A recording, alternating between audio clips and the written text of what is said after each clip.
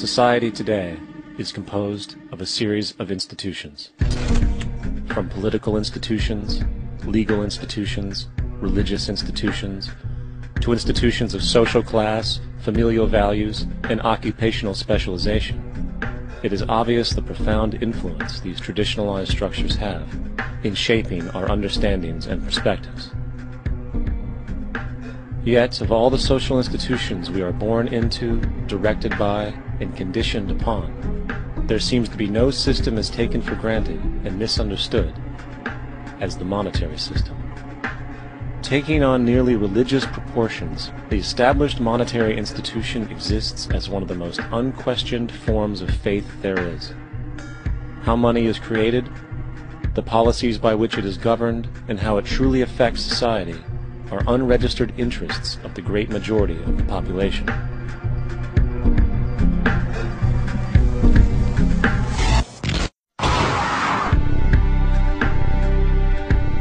In a world where 1% of the population owns 40% of the planet's wealth, in a world where 34,000 children die every single day from poverty and preventable diseases, and where 50% of the world's population lives on less than $2 a day, one thing is clear: something is very wrong.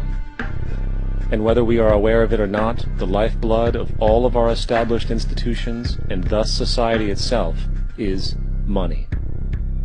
Therefore, understanding this institution of monetary policy is critical to understanding why our lives are the way they are. Unfortunately, economics is often viewed with confusion and boredom. Endless streams of financial jargon coupled with intimidating mathematics quickly deters people from attempts at understanding it. However, the fact is, the complexity associated with the financial system is a mere mask, designed to conceal one of the most socially paralyzing structures humanity has ever endured.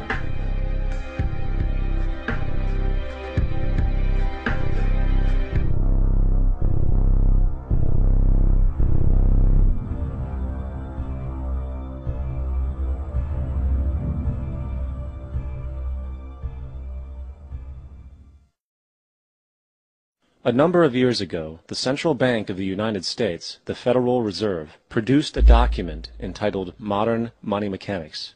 This publication detailed the institutionalized practice of money creation as utilized by the Federal Reserve and the web of global commercial banks it supports. On the opening page, the document states its objective.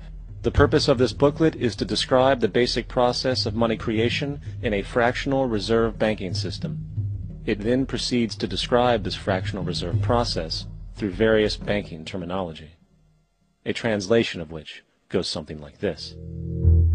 The United States government decides it needs some money, so it calls up the Federal Reserve and requests, say, $10 billion. The Fed replies, saying, sure, we'll buy $10 billion in government bonds from you.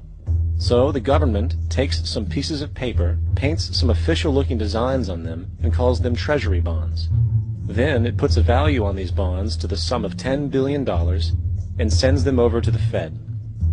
In turn, the people at the Fed draw up a bunch of impressive pieces of paper themselves, only this time calling them Federal Reserve notes, also designating a value of $10 billion to the Fed.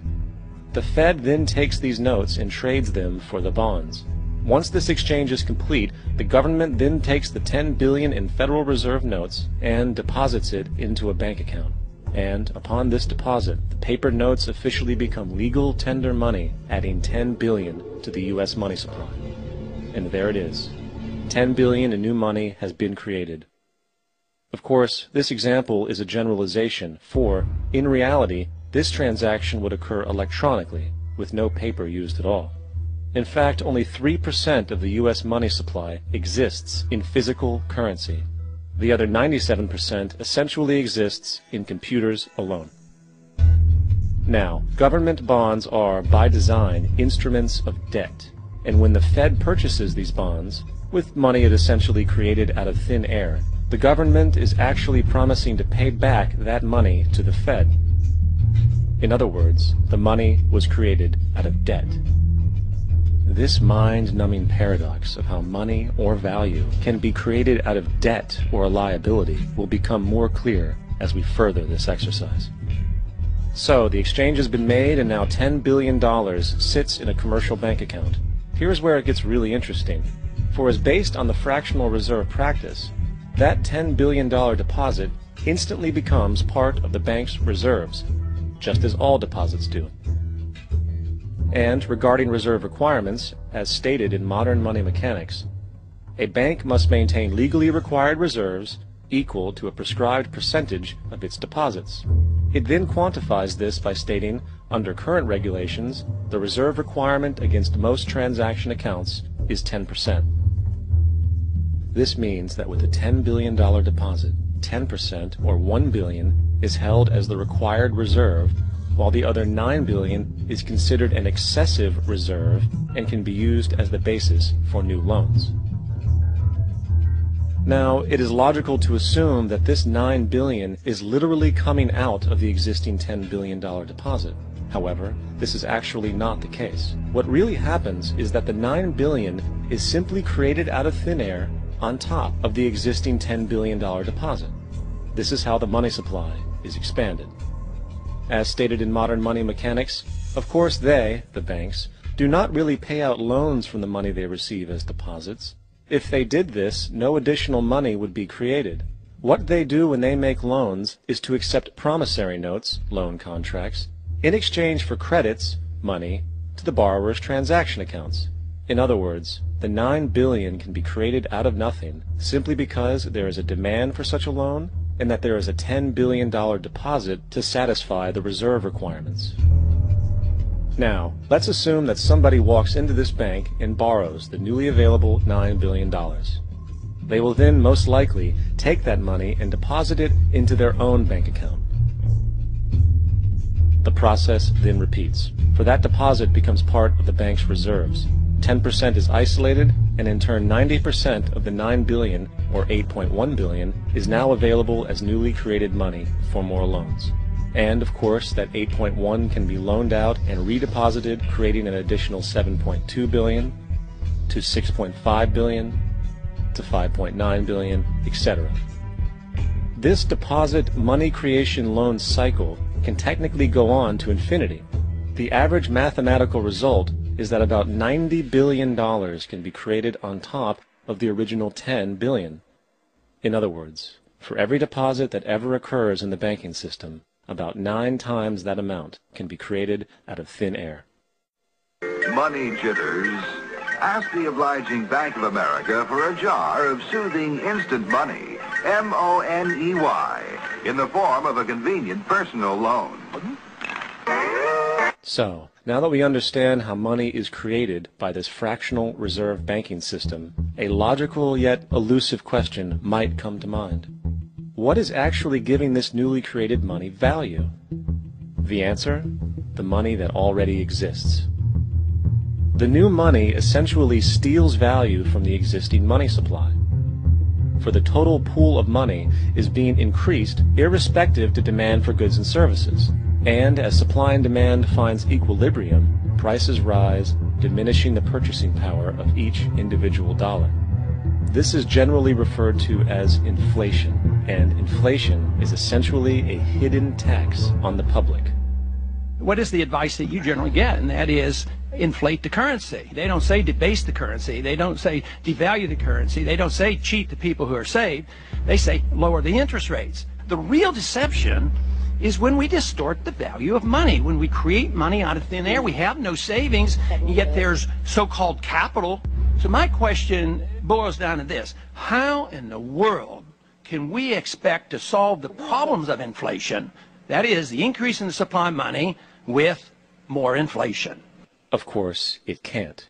The fractional reserve system of monetary expansion is inherently inflationary. For the act of expanding the money supply, without there being a proportional expansion of goods and services in the economy, will always debase a currency.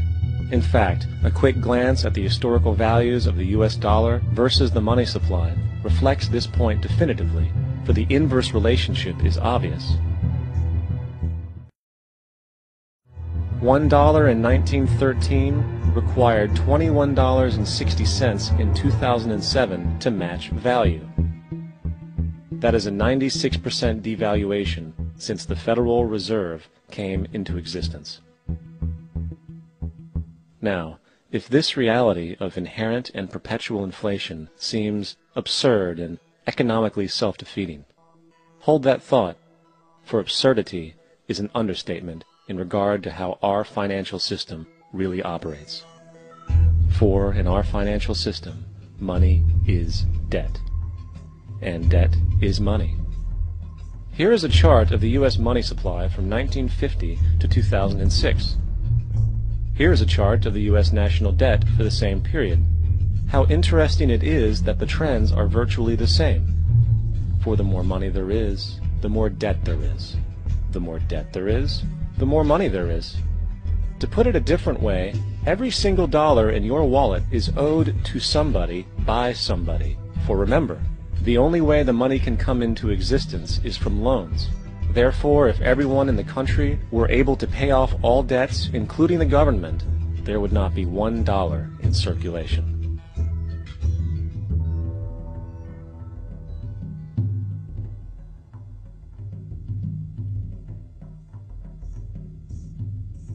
In fact, the last time in American history the national debt was completely paid off was in 1835 after President Andrew Jackson shut down the central bank that preceded the Federal Reserve. In fact, Jackson's entire political platform essentially revolved around his commitment to shut down the central bank, stating at one point, "The bold efforts the present bank has made to control the government are but premonitions of the fate that awaits the American people should they be deluded into a perpetuation of this institution or the establishment of another like it."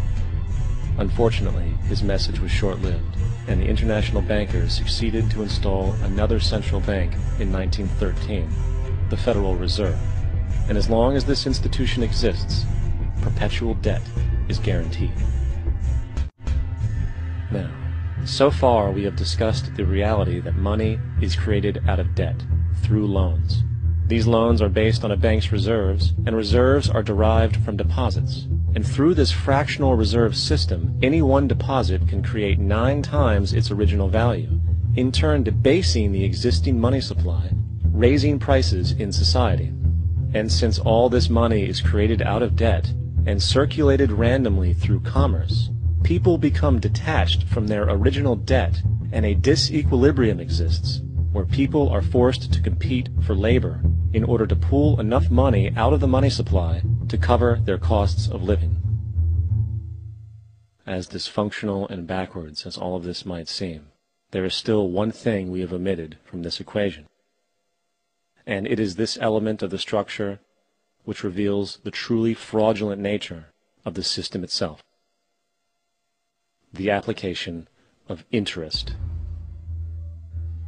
When the government borrows money from the Fed, or when a person borrows money from a bank, it almost always has to be paid back with accrued interest. In other words, almost every single dollar that exists must be eventually returned to a bank with interest paid as well. But if all money is borrowed from the central bank and is expanded by commercial banks through loans, only what would be referred to as the principal is being created in the money supply. So then, where is the money to cover all of the interest that is charged? Nowhere. It doesn't exist. The ramifications of this are staggering, for the amount of money owed back to the banks will always exceed the amount of money that is available in circulation. This is why inflation is a constant in the economy, for new money is always needed to help cover the perpetual deficit built into the system, caused by the need to pay the interest. What this also means is that mathematically, defaults and bankruptcy are literally built into the system, and there will always be poor pockets of society that get the short end of the stick. An analogy would be a game of musical chairs, for once the music stops, somebody is left out to dry. And that's the point. It invariably transfers true wealth from the individual to the banks. For if you are unable to pay for your mortgage, they will take your property, This is particularly enraging when you realize that not only is such a default inevitable due to the fractional reserve practice, but also because of the fact that the money that the bank loaned to you didn't even legally exist in the first place. In 1969, there was a Minnesota court case involving a man named Jerome Daly, who was challenging the foreclosure of his home by the bank which provided the loan to purchase it. His argument was that the mortgage contract required both parties, being he and the bank, each put up a legitimate form of property for the exchange. In legal language, this is called consideration. Mr. Daly explained that the money was, in fact, not the property of the bank, for it was created out of nothing as soon as the loan agreement was signed. Remember what modern money mechanics stated about loans? What they do when they make loans is to accept promissory notes in exchange for credits. Reserves are unchanged by the loan transactions, but deposit credits constitute new additions to the total deposits of the banking system. In other words, the money doesn't come out of their existing assets. The bank is simply inventing it, putting up nothing of its own, except for a theoretical liability on paper. As the court case progressed, the bank's president, Mr. Morgan, took the stand, and in the judge's personal memorandum, he recalled that the plaintiff, bank's president, admitted that, in combination with the Federal Reserve Bank, did create the money and credit upon its books by bookkeeping entry. The money and credit first came into existence when they created it. Mr. Morgan admitted that no United States law or statute existed which gave him the right to do this. A lawful consideration must exist and be tendered to support the note. The jury found that there was no lawful consideration, and I agree. He also poetically added, only God can create something of value out of nothing. And upon this revelation, the court rejected the bank's claim for foreclosure, and Daly kept his home. The implications of this court decision are immense. For every time you borrow money from a bank, whether it is a mortgage loan or a credit card charge, the money given to you is not only counterfeit, it is an illegitimate form of consideration, and hence voids the contract to repay, for the bank never had the money as property to begin with. Unfortunately, such legal realizations are suppressed and ignored, and the game of perpetual wealth transfer and perpetual debt continues. And this brings us to the ultimate question: why? During the American Civil War, President Lincoln bypassed the high-interest loans offered by the European banks and decided to do what the Founding Fathers advocated, which was to create an independent and inherently debt-free currency. It was called the greenback. Shortly after this measure was taken, an internal document circulated between private British and American banking interests stated, "Slavery is but the owning of labor, and carries with it the care of laborers, while the European plan is that capital shall control labor by controlling wages. This can be done by controlling the money. It will not do to allow the greenback, as we cannot control that." The fractional reserve policy perpetrated by the Federal Reserve, which has spread in practice to the great majority of banks in the world, is, in fact, a system of modern slavery. Think about it. Money is created out of debt. And what do people do when they are in debt? They submit to employment to pay it off. But if money can only be created out of loans, how can society ever be debt-free? It can't. And that's the point. And it is the fear of losing assets coupled with the struggle to keep up with the perpetual debt and inflation inherent in the system, compounded by the inescapable scarcity within the money supply itself, created by the interest that can never be repaid, that keeps the wage slave in line, running on the hamster wheel with millions of others, in effect powering an empire that truly benefits only the elite at the top of the pyramid. For, at the end of the day, who are you really working for? The banks. Money is created in a bank and invariably ends up in a bank. They are the true masters, along with the corporations and governments they support. Physical slavery requires people to be housed and fed. Economic slavery requires people to feed and house themselves. It is one of the most ingenious scams for social manipulation ever created, and at its core, it is an invisible war against the population. Debt is the weapon used to conquer and enslave societies, and interest is its prime ammunition.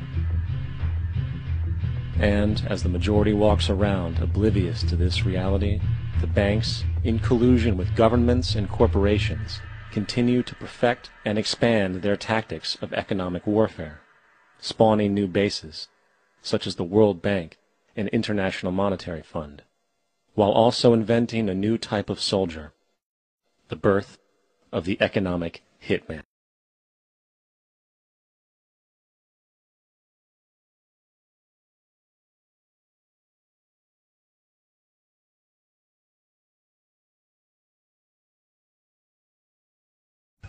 One day, Europe was attacked from inside, and a Europe which had become Christian suddenly lost its Christianity. While Europe was Christian for those centuries, Christian Europe fought a ferocious battle against riba. Yeah, Christian Europe against riba. In fact, one of the best books on riba ever written was written by a British sheikh. What was his name? Shakespeare, correct. William Shakespeare. Which book? Which book? Merchant of Venice. Merchant of Venice.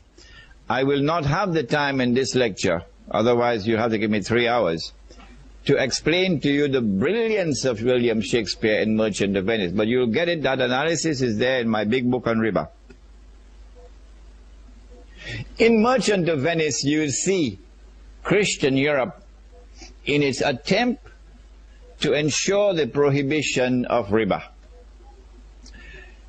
There is another book, not as famous as William Shakespeare's, but this one is also a classic.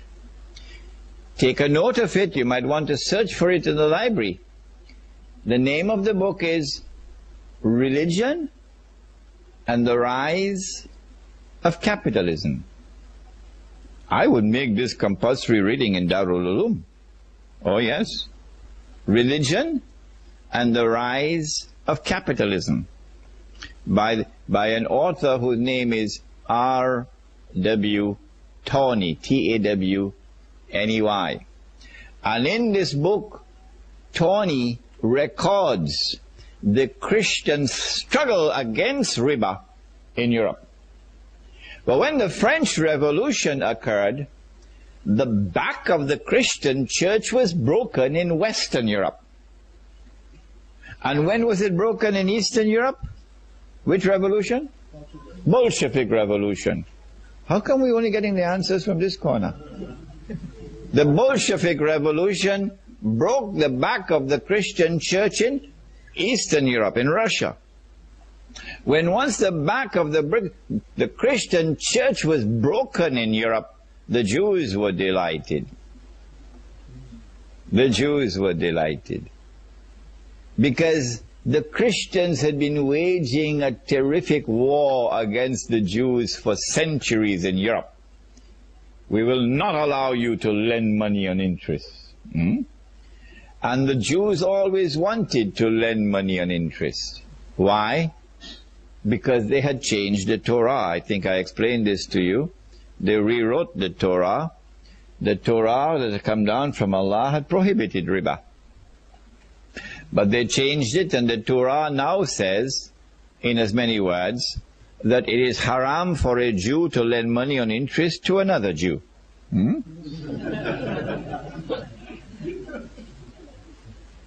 But it is halal, he can lend on interest to those who are not Jews. Go and check it out. Go and check it out in Deuteronomy, in Leviticus. Go and check it out. I have all of these quotations in my book for you. So they are the money lenders. They changed the word of Allah. Allah subhanahu wa ta'ala responded to this in the Quran and points out that they had in effect changed the Torah. Where did he do that? Suratun? Which surah? Suratun Nisa. The language, as I said, was very powerful language. فَبِظُلْمٍ مِّنَ الَّذِينَ هَادُوا حَرَّمْنَا عَلَيْهِمْ طَيِّبَاتٍ أُحِلَّتْ لَهُمْ. In that ayah, he says, وَأَخْذِهِمُ الرِّبَا وَقَدْ نُهُوا عَنْهُ. They were taking riba despite the fact that they had been prohibited from doing so. So this is how we know that they changed the Torah. Now, with the French Revolution, an economy based on riba emerges in Europe for the first time. And then with the Bolshevik Revolution in Eastern Europe, the possibility for Eastern Europe to be embraced by riba is also now open. But the banks in Europe, they don't just lend money on interest. The European economy not only produces this curious creature called a bank, the bank does something more than lending money on interest. What the bank does, and this began in France with an Englishman, what the bank does is to start issuing paper as money. Paper as money. And then when government saw that the banks were getting rich issuing paper as money, then the governments took over the paper. Then Europe sent her armies, and European armies shamelessly, at the point of a sword, those who say Islam was spread at the point of the sword, they're the ones who went with the point of the sword, and conquered the rest of the non-European world. And so a white world order emerges at the point of the sword, in which Europe now rules the world. When Europe took over the rest of the world, one of the most important things that Europe wanted to do was to dismantle the system of real money and replace it with paper money. And they achieved it because the scholars of Islam were eating halwa. Europe would not decolonize and hand over Egypt to Muhammad Naguib and Jamal Abdel Nasser for the drums to be beaten, we are independent, and would not hand over Indonesia to a fellow named Ahmad Sukarno so the Indonesians can jump for joy, we are independent now. And they would not hand over Malaysia to a fellow named Tunku Abdul Rahman, and they would not hand over Pakistan to another fellow named Muhammad Ali Jinnah, etc., etc., etc., etc. And all the natives start dancing, drum beating. We have something called independence. While Europe is laughing its head behind the wall. Look at them. Blind like bats. Europe would not decolonize until Europe was ensured that a new financial system was in place in which real money was now replaced by paper money. At the beginning, when paper money was introduced, it was redeemable for gold. What does redeemable mean? Yes, exchange. In the United States of America, until the 1920s, you could take $20 US in notes, paper, and go to any bank, and you can ask for 1 ounce of gold, and you'll get it. If a man wants to cut your throat, he won't be so silly as to show you the sword, the knife. He has to hide the knife first, all right? Get you to come close. So when paper money was introduced, it was redeemable in gold. And the banks that issued the paper money and the governments that issued the paper money, they gave their word that this is the value of the paper. And they even print on the paper, guess what they printed? In God we trust. Let me show you. Here is a US dollar note, and you can come and see it with your own eyes if you want. It says, in God we trust. In other words, when we give our word to you that 20 American dollars is equivalent to 1 ounce of gold, our word is as good and as solid as the word of God himself. But in 1933, something strange happened that should have caused our ulama to stop eating halwa. Uncle Sam was broke. So guess what Uncle Sam did?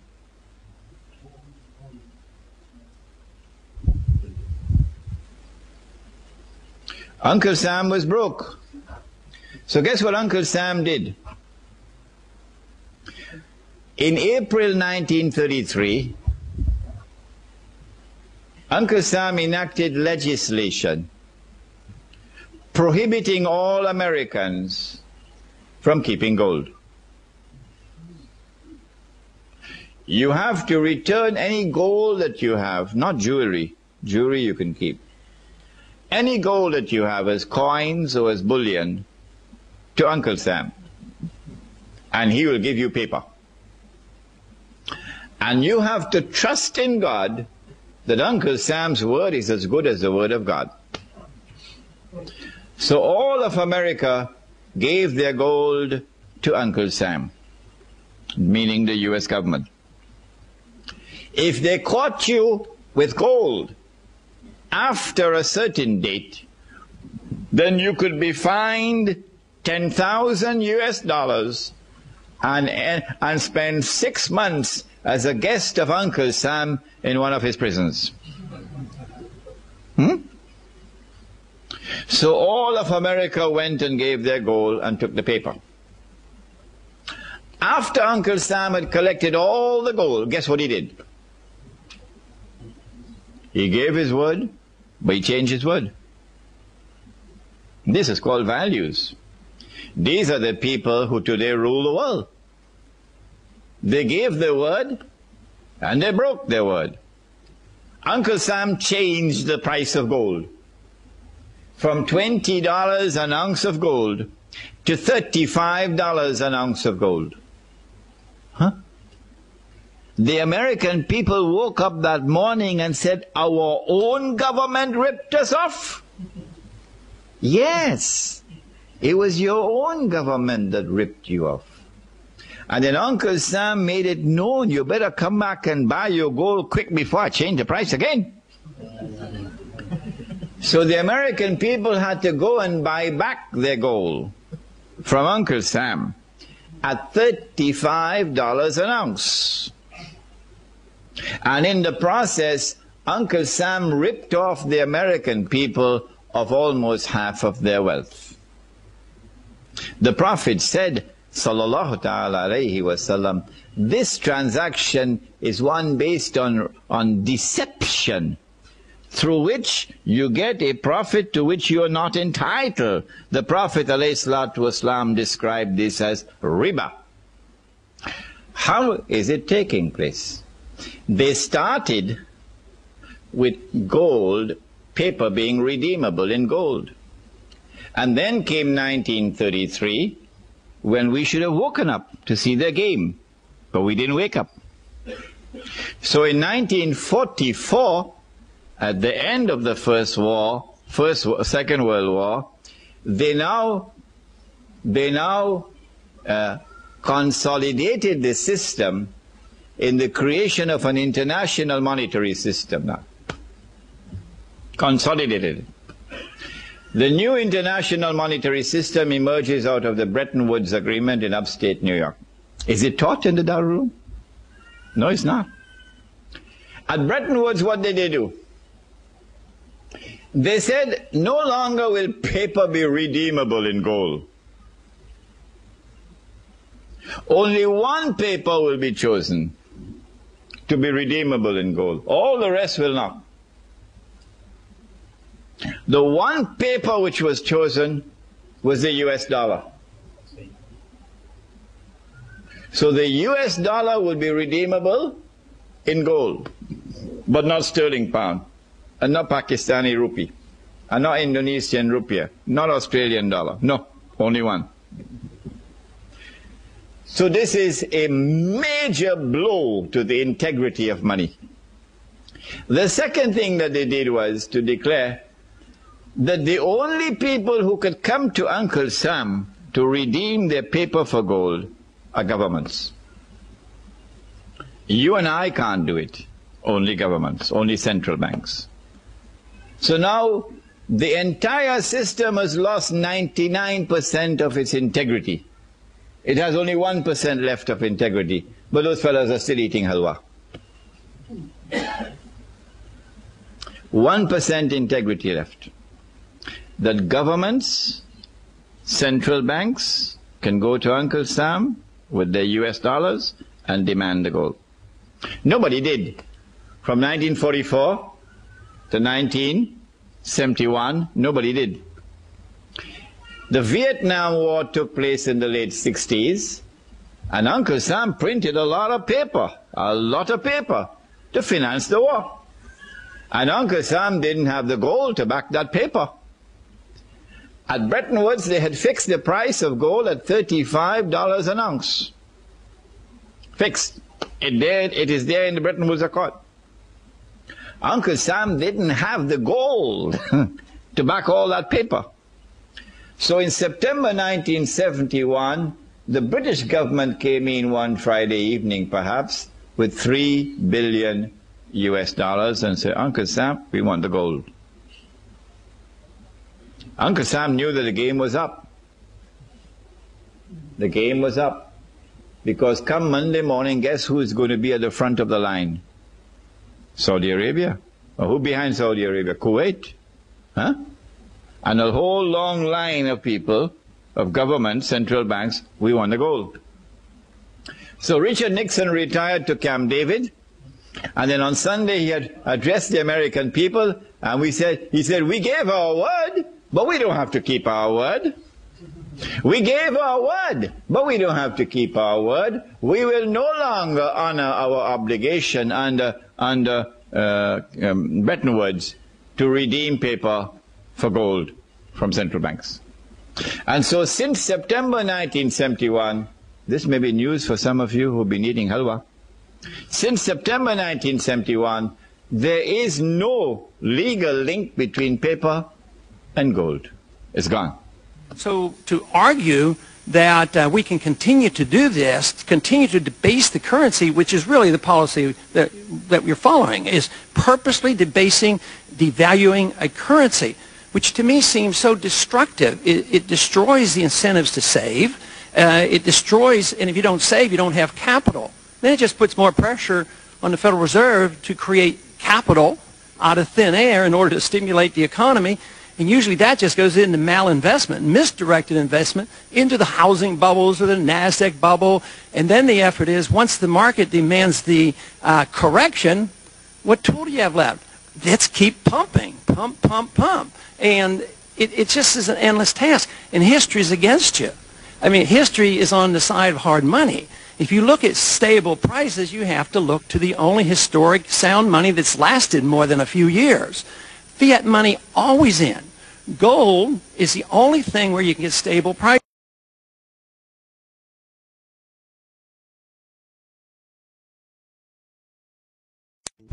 Meet Uncle Sam. He has a lot of bills to pay. Almost $4 trillion worth every year. Uncle Sam's income is a little over $2 trillion per year.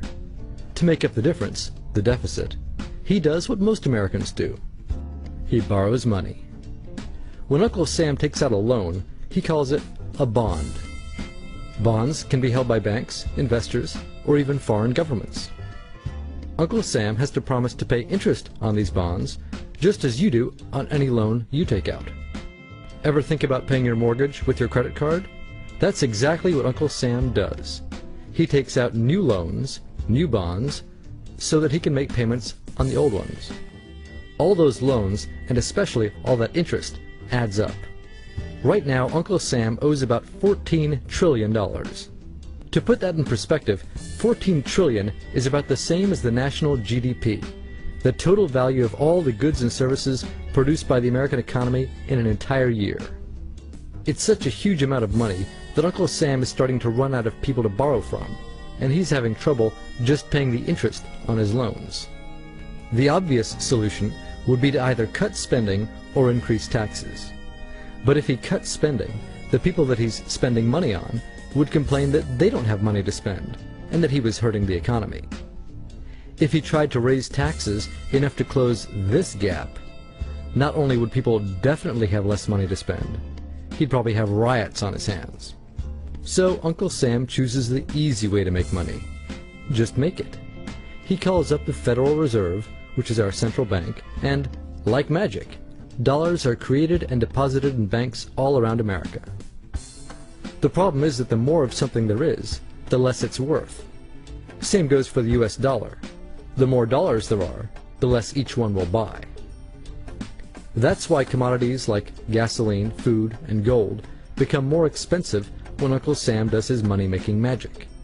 The commodities aren't really worth more. Your money is just worth less. That's called inflation. Remember the foreign governments that lent money to Uncle Sam? When they lent money to the American government, something interesting happened. It made the U.S. look richer, and their countries look poorer. When a country looks poor compared to America, $1 of our money buys a lot of their money, so they can pay their workers only a few pennies a day. With such low labor costs, they can sell their products in America for lower prices than any American manufacturer can.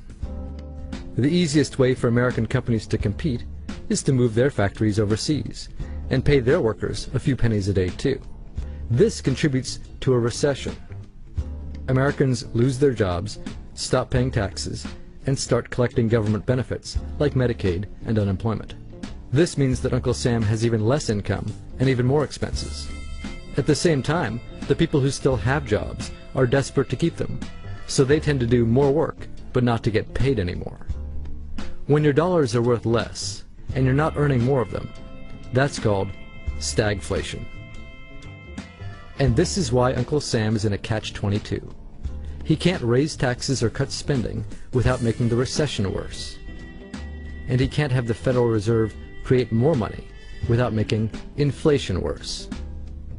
For now, he can keep borrowing money, but since he can't even pay the interest on the loans he already has, it just makes his inevitable bankruptcy even worse. Whether it's in 2 months or 2 years, the day will come when Uncle Sam can no longer pay his bills. When that happens, the banks, investors, and foreign governments who are counting on that money won't be able to pay their bills. You see, just like Uncle Sam, governments, banks, and corporations don't actually have much money. Mostly, all they have is debt to each other. If one link in the debt chain stops paying, defaults, the whole thing falls apart.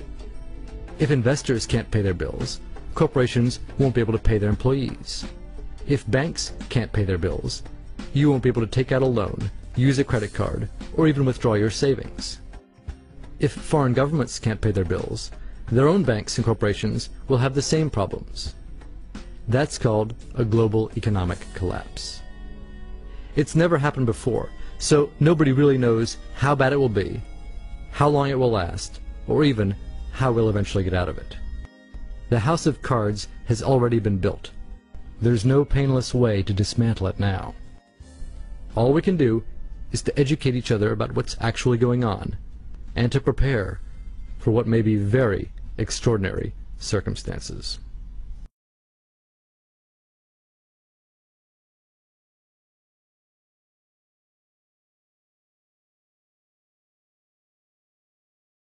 Stephen, I would like you to, if you can, explain this pie chart to America on our spending here, our money problems. Can you explain this? Well, we have multiple national debts, Glenn. We don't just have one national debt. Everyone knows that we owe $8 to $10 trillion in the accumulated budget deficits that we owe, but then we also owe somewhere in the neighborhood of $50 to $55 trillion, and that's trillion with a T, in money that we owe in Social Security and Medicare and Medicaid, money that we don't have coming into the system. That is promises we've made over what we're going to collect into the system. And then on top of that, Glenn, there's $16 billion that we've calculated. Trillion. Did I say You said billion. I mean, what are you? Even I'm guilty of that. Hello. Billion's a made-up word. Let's use real numbers like trillion.